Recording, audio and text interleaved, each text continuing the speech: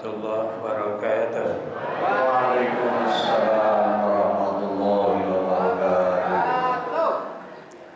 Ya Rabbi bil Mustafa balligh maqasidana waghfir lana ma madha ya wasi'al karami. Ya Rabbi bil Mustafa balligh maqasidana waghfir lana ma madha ya wasi'al karami. Walhabibul ladzi turja syafa'atuhu likulli awlin minal awwali muqtahimin.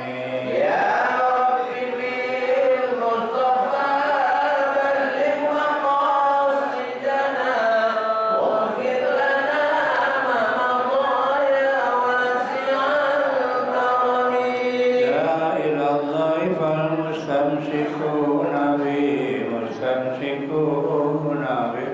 ghairi muqasimin. Ya Rabbi bil Mustafa balligh maqasidana waghfir lana ma madha ya wasi'al karami. Allahumma salli wa sallim Sallim wa barik alaihi wa alihi.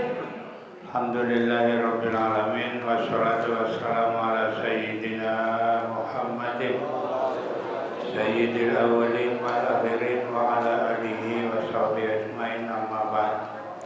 Al-mukarramun para alim ulama, para asatidzah khusus guru-guru kita, para Kiai Ahmad Habib yang telah al-mukarram, para ulama, para ustaz, Abdul Hamid Mustafa Habib, mukarram Bapak Kiai Haji Masjid, mukarram Ustaz Abdul Rahman, segenap pengurus Majelis Taklim Ukhuwah Islamiyah dan segenap pengurus masjid, wabil khusus pengurus masjid Baitur Rahman.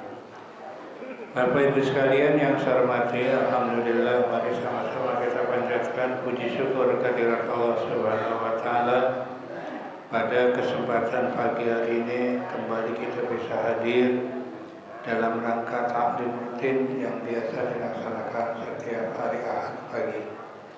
Sholawat serta salam mari sama-sama kita sampaikan kepada junjungan Nabi besar kita Muhammad Sallallahu alaihi wasallam. Mudah-mudahan kita semua akan mendapatkan syafaat dari Rasulullah Sallallahu alaihi wasallam. Tanpa berpanjang kalam, ayat Udzina. Bismillahirrahmanirrahim. Udzina lilladzina yuqataluna ay lil mu'minina ay yuqatalu. Wa hadhihi awwalu ayatin nuzilat fil jihadi. Bi annahum ay bisababi annahum zulimu ay bi zulmil kafirina iyahum wa innallaha ala nasrihim laqadir. Uzina lilladzina, telah diizinkan bagi siapa? Bagi orang-orang yang diperangi. Yang dimaksud adalah ailil mu'minina, yaitu bagi orang-orang yang beriman. Jadi orang-orang beriman diizinkan oleh Allah untuk berperang. Ini ayat pertama yang diturunkan, orang-orang beriman disuruh berperang melawan orang kafir.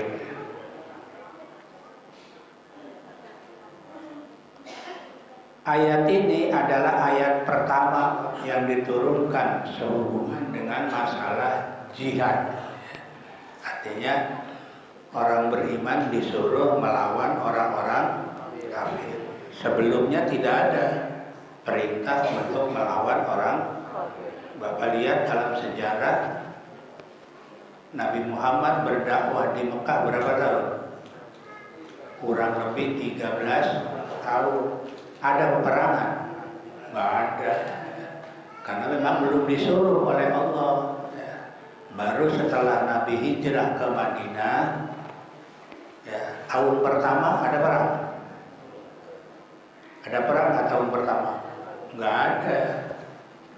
ada perang itu tahun kedua, ya, yaitu yang dikenal dengan perang Badar. Ya. Itu terjadi tanggal 17 bulan Ramadan, ya, di tahun kedua Hijriah. Dan saat itu juga puasa baru diperintah. Bayangkan, baru pertama kali puasa disuruh perang di hari yang ke-17. Lagi lapar-laparnya ini. Ya kan hari ke-17 kan lagi sedang-sedangnya itu. Ya. Kalau di hari pertama sih mending, ya puasa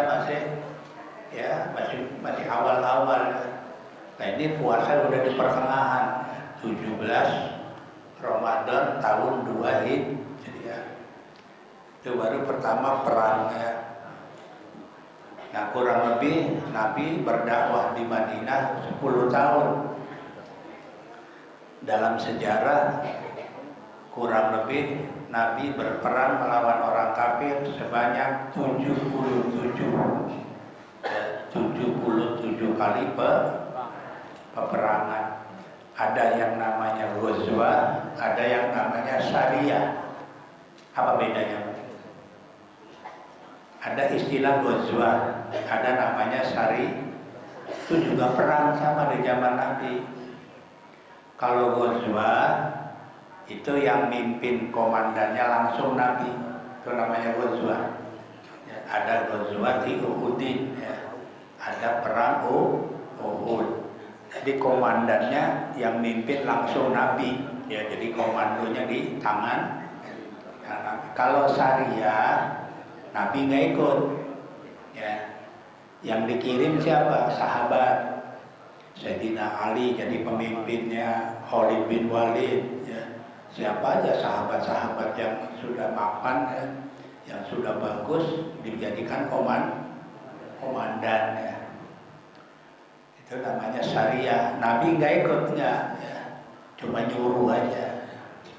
Itu sebanyak kurang lebih 77, ya, kali selama kurang lebih nggak ada 10 tahun sih, nggak ada.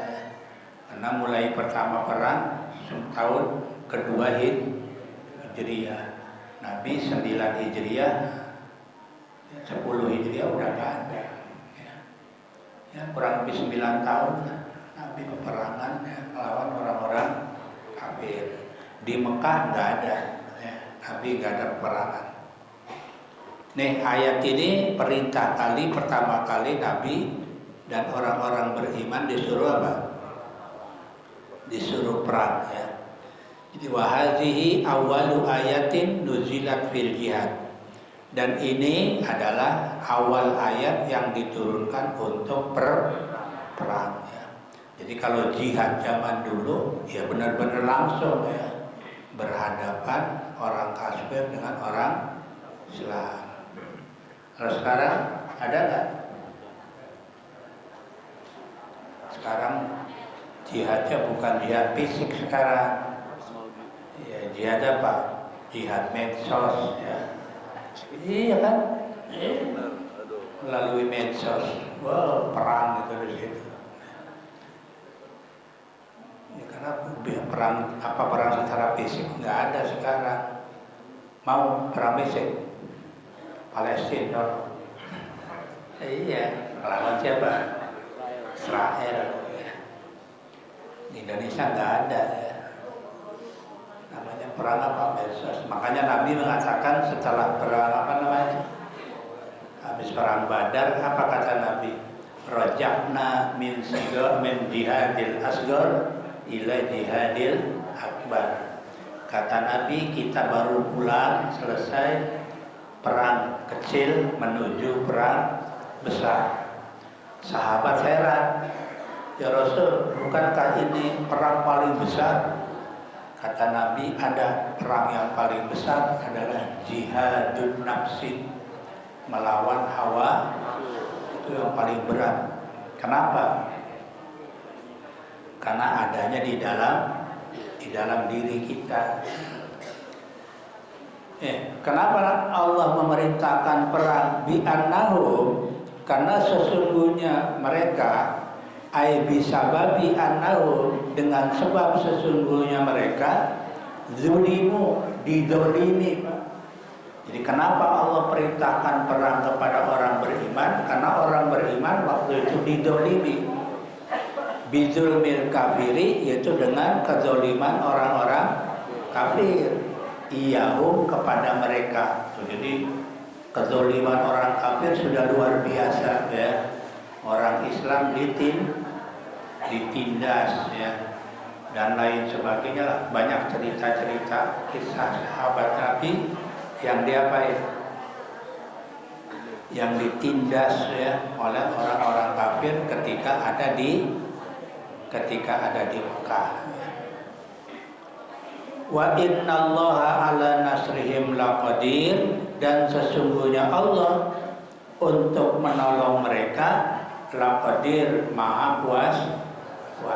Artinya Allah untuk menolong mereka sebenarnya maha kuasa, tapi sesungguhnya Bapak lihat dalam sejarah orang Islam banyak yang ditindas, banyak yang gugur, banyak yang disakiti. Padahal Allah mampu untuk apa? Untuk menolong mereka. Ini adalah sebagai ujian ya. Humul ladzina ukhriju min diyarihim, mereka adalah orang-orang yang telah diusir dari kampung halaman mereka tanpa alasan yang benar. Banyak di antara sahabat yang diusir oleh orang kafir dari kampung halamannya tanpa alasan yang jelas, sudah diusir-usirin, artinya ditindas ya. Karena saat itu orang Islam belum kuat ya. Fil ikhraji ma ukhriju ya. Apa di dalam pengusiran itu mereka sekali-kali ya tidak diusir. Artinya orang kafir nggak diusir, tapi justru yang diusir orang Islam. Banyak yang diusir dari Mekah, mereka pergi, yang ikut hijrah ya dengan Nabi. Illa ayyakulu ay biqaulihim, kecuali mereka berkata, melainkan karena mereka berkata. Apa ucapan mereka? Ya disebabkan perkataan yang mereka ucapkan, yaitu apa kalimatnya? Rabbunallah walau la da'ullahi nasa ba'dahum bi ba'din lahuddimat sawami'u wa salawatun wa masajidun ya dzkaru fi ismullah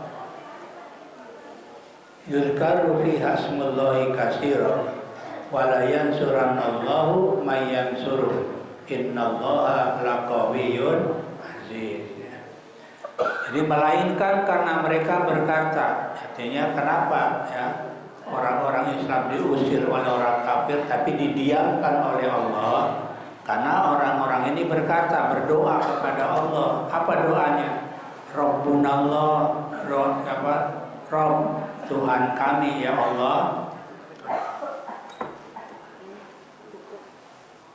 Perkataan ini adalah perkataan yang hak dan benar. Maka mengusir hanya dengan alasan karena mengucapkan perkataan itu adalah tidak dibenarkan. Jadi artinya mereka berdoa kepada Allah ya. Kalau Allah nurutin ucapan mereka ya berarti enggak benar, maka dibiarkan oleh Allah ya. Sampai orang kafir sama orang Islam diusir oleh orang kafir. Walau la taqullahi nasa ba'dahum bi ba'din lahuddimat, dan sekiranya Allah tiada menolak ya keganasan sebagian manusia dengan sebagiannya, niscaya Allah akan tentukan apa? Tentulah telah dirobohkan ya. Apa yang dirobohkan? Pertama, sawami itu biara bagi rohim. Kalau biara ini apa, Hindu apa Buddha? Hindu ya. Ya biara ya bagi para rohim. Wabiyaun, dan gereja-gereja ya bagi orang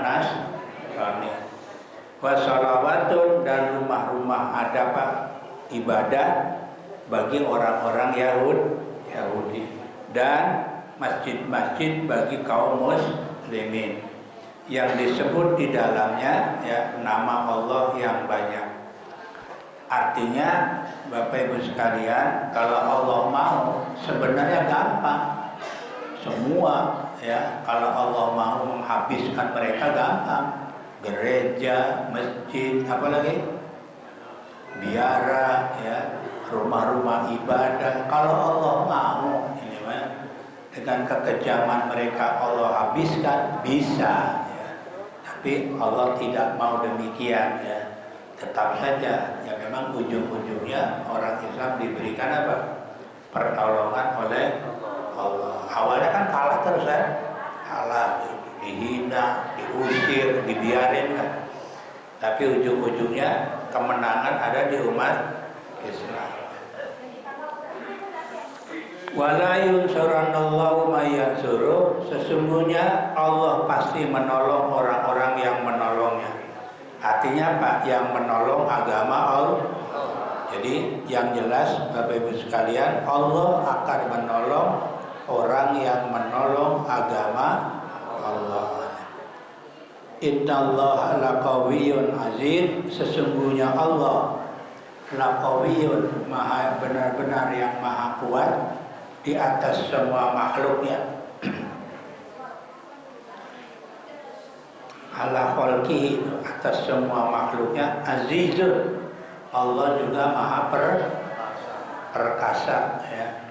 Aymaniun fi sultanihi wa qudratihi, yaitu berkuasa ya, artinya punya pengaruh ya, dan kekuasaannya maha perkasa. Jadi kalau Allah semau sebenarnya gampang aja mau menghancurkan orang kafir, tapi dibiarkan oleh Allah.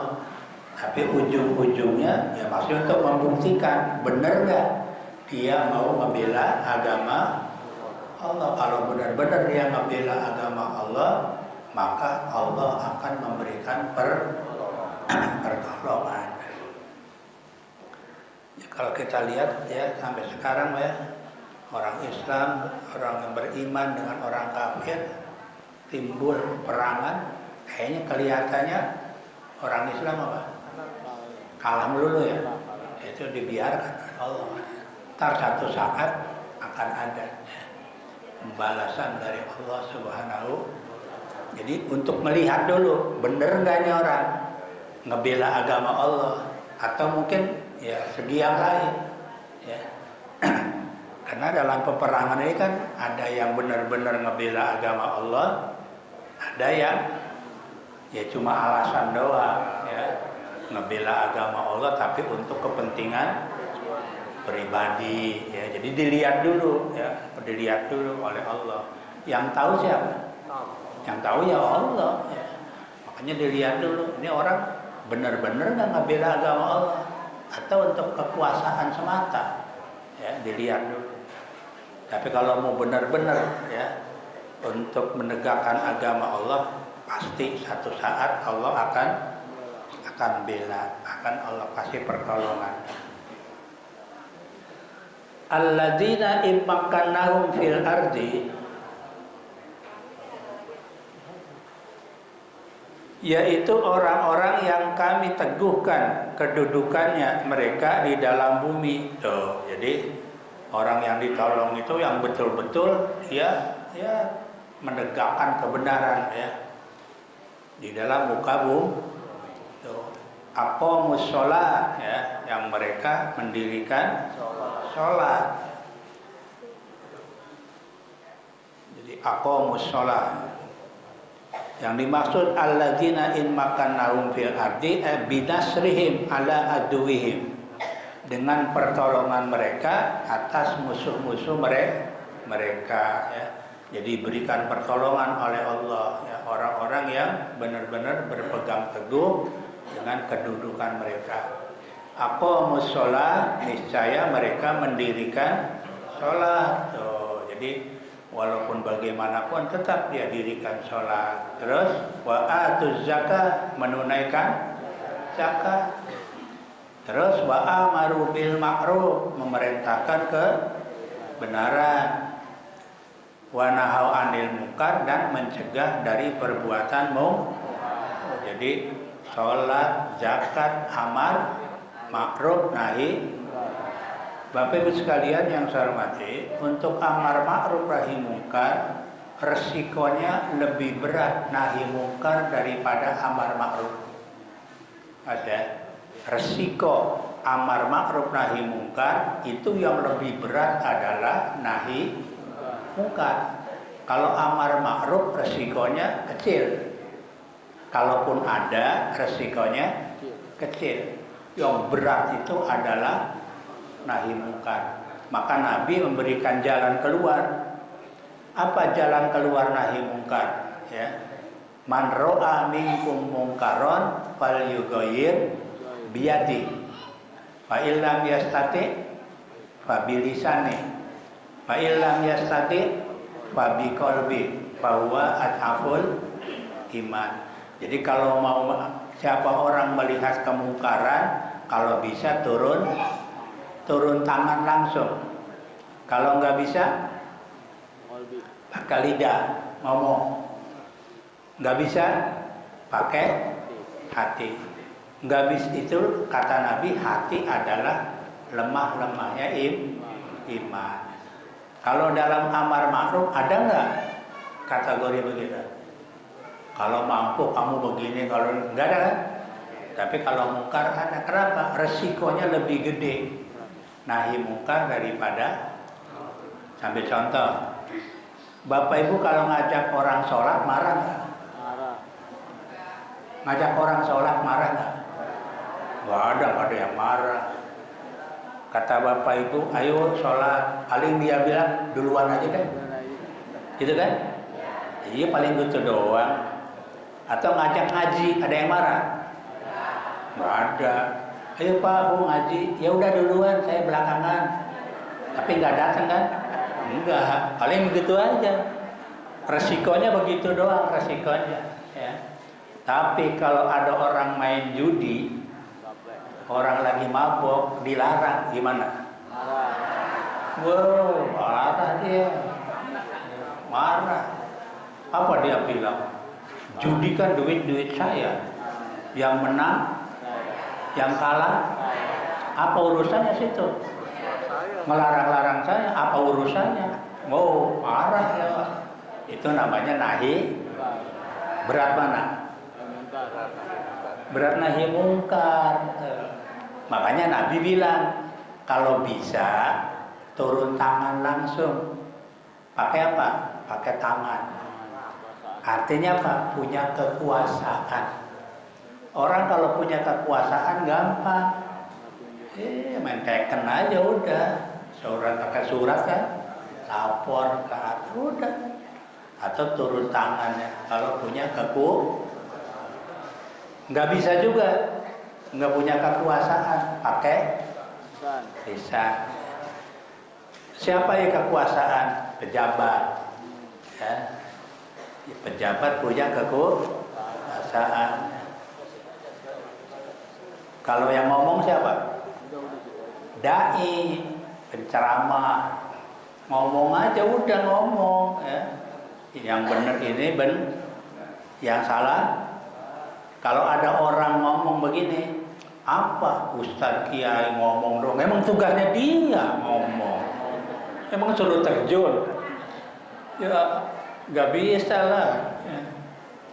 Itu orang nggak ngerti urusan namanya itu. Apa Kiai, Ustadz, penceramah ngomong doang? Memang tugasnya ngomong dia. Masa suruh ngeberantas begituan? Ada tugas yang lain. Siapa? Pejabat. Ingat nggak Pak, waktu dulu Kapolri-nya kalau nggak salah Pak Sutanto. Ingat nggak? Dia punya gagasan apa? Pokoknya di wilayah manapun perjudian harus habis. Dari Polri turun ke Polda. Dari Polda ke Polres. Dari Polres ke Polsek. Yang kelabakan Polsek. Yang kelabakan polsek, soalnya di bawah, ya kan? Terus taruhannya jabatan. Kata Kapolri, pokoknya kalau di daerahnya ada begini-begini, jabatan harus ganti, harus dicopot. Kelabakan Pak waktu itu, sepi itu. Karena siapa? Karena ini pejabat punya Coba kalau Bapak yang ngomong. Ya kalau Bapak yang ngomong coba. Dicuekin apaan? Pejabat bukan, ya kan? Ya, ini namanya. Jadi kalau dengan tangan itu pejabat. Yang ngomong siapa? Kan kalau yang ngomong tugasnya siapa? Ya penceramah lah, ya. Baru tugas ketiga itu kita tuh, Papi Kolbi, pakai hati. Jabatan kagak punya, ngomong agak bisa. Ya udah dalam hati aja dah. Yang penting doa ya, mudah-mudahan ya jangan sampai menimpa diri kita. Mudah-mudahan yang maksiat jadi sadar. Nah, itu Pak ya. Jadi saya katakan yang lebih berat nahi mungkar daripada amar ma'ruf. Walillahi akibatul umur, dan kepada Allah lah segala urusan ya.